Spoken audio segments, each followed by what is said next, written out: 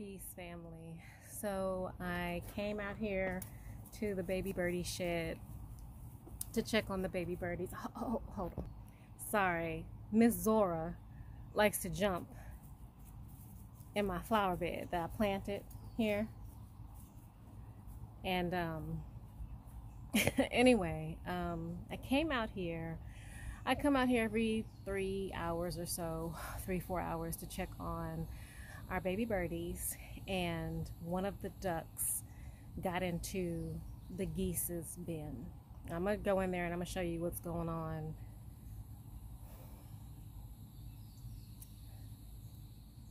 The geese are not very nice. You know, I take raising our animals very seriously. I take it probably too close to heart. I don't even know if that's such a thing, but it touches my heart when something happens to one of our animals. I had a chicken die earlier this week. I was gonna say last week. It's been a long week. And she literally died moments after I picked her up.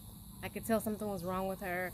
I have video of it because I try to get in the habit of just carrying my camera, you know, my phone around with me and recording and everything. So I'm not gonna post it though, because it's just not something that I want to share. But one of our chickens, Jenny, died earlier this week. And so anyway, when I found this duckling and I picked her up, and I could tell she was completely in shock. And she let me pick her up. I had wrapped a towel around her to try to keep her warm. And I just cried. I just cried because it's hard. It's hard. You raise them for a purpose, but you love them and you care for them. So, you know, I was a vegetarian for 12 years, and I didn't become a vegetarian because of like the ethical beliefs behind eating meat. I'll have to tell the story at some point as why I was a vegetarian. Super is a vegetarian, and my girls don't eat a lot of meat. But I got really sick in 2020. And I'll have to tell that story at some point as well, as to really why we're doing what we're doing now.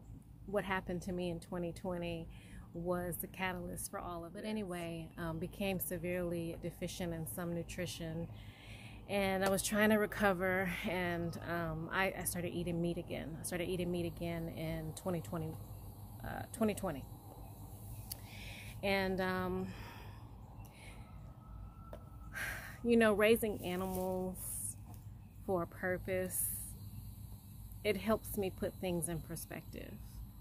You know, it's so easy to go to the store and get a pack of wings or a pack of drumsticks and not really think twice about it. But raising your own animals, even if you raise animals for meat, there's no judgment on that. I have no judgment on that.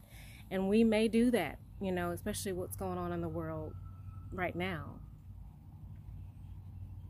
But it's a different perspective to raise that animal for a purpose and then have to go through the journey of making sure you can bring that animal to fruition for whatever the purpose is that you have it for. So anyway, I don't want to get too deep, but I just want to give you guys another glimpse into the window of what it is to be a part of Super's farm. Here you can see the geese. This is the duck bin. I have not changed anything to the duck bin. It was already cardboarded like that when I found the little duck.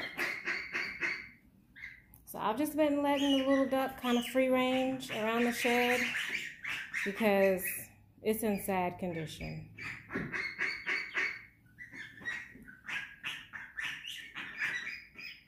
You can see the geese plucked all his feathers, her feathers, I'm not sure, off of her head. You can see on her back. I mean, they really did a number.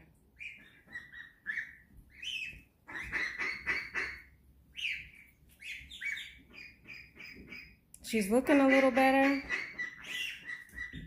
First she just was not really wanting to move, not really responding with much energy. But that was scary. I don't know if she's interested in this little flock over here. She's kind of hanging out with them.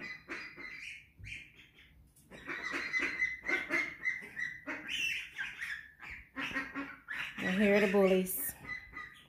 And then here's her flock. Everybody's about to go outside. Everybody's about to get some fresh air.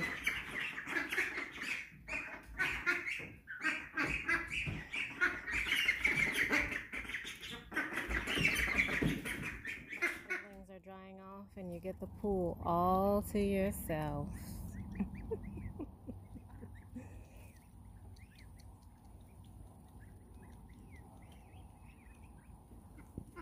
Oh.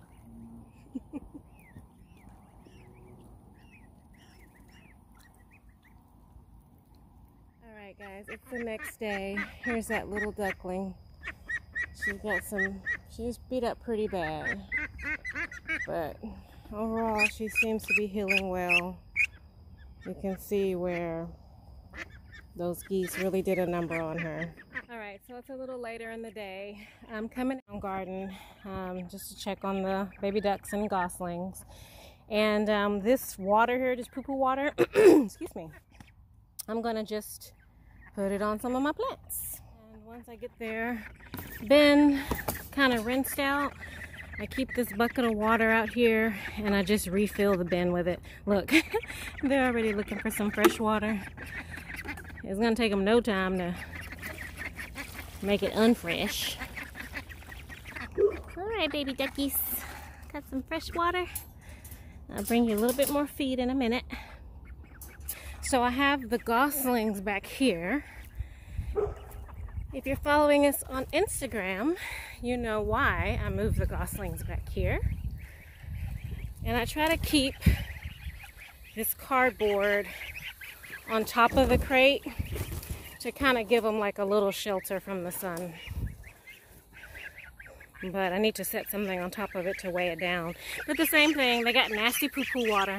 So I'm going to switch out their water, give them a little bit more feed, and give them some fresh water. I was giving the goslings, like cleaning out their little water bin here. I left the crate open on purpose to see if they would come out. Because I noticed when I was, wow, freedom! Freedom!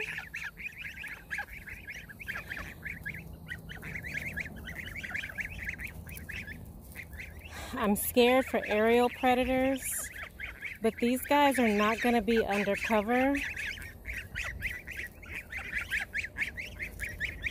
I'm not sure about this. Of course, I want to be mama bear and keep them where I know for sure they'll be safe, but they're not going to always be undercover. And see how they're kind of following me?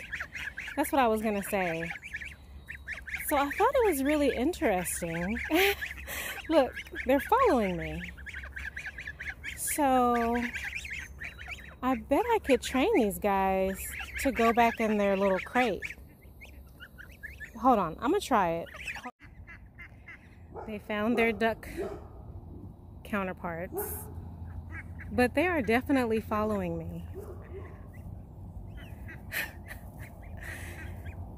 Yes, you're following mommy?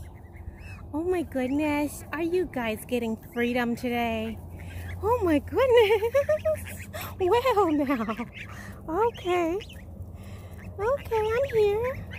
I'm here. Yes. Yes. Oh my god. Okay, let's see if I can get them to go in a crate. If I can get them to go in a crate, that's gonna be crazy. Okay, come on, go home. Come on, let's go home. Come on, go back in your crate. Uh-oh, uh-oh. That door scared him. That crate door swung open. Come this way, come on. Come on, let's go back in your crate. Come on, let's go back in your crate. They're like, crate? No. I'll probably have to get in the crate. I'm gonna put this bucket here to hold the door open. Come on, babies. Come on, baby. That's crazy. They are definitely following me.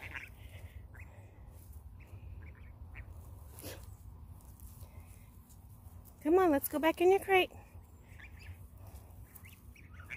They stop right at the door. Come on, let's go back in. Good. Oh my gosh, guys. I gotta put the... Oh my goodness. That was so freaking simple. I just stretched out my arms like if I was gonna hug the whole flock, and they went straight in there. That is awesome. Cleaning out the little birdie's bin. Since those guys are hanging out in the crate, in their crates. See, back there and there. Because I've got these guys hanging out in the larger crate here, or bin rather. Let them stretch out their legs. For the goslings and the ducklings.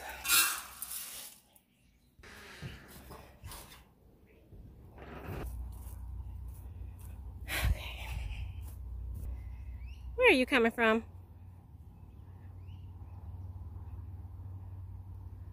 Zora, you need some water. Come on, come get some water.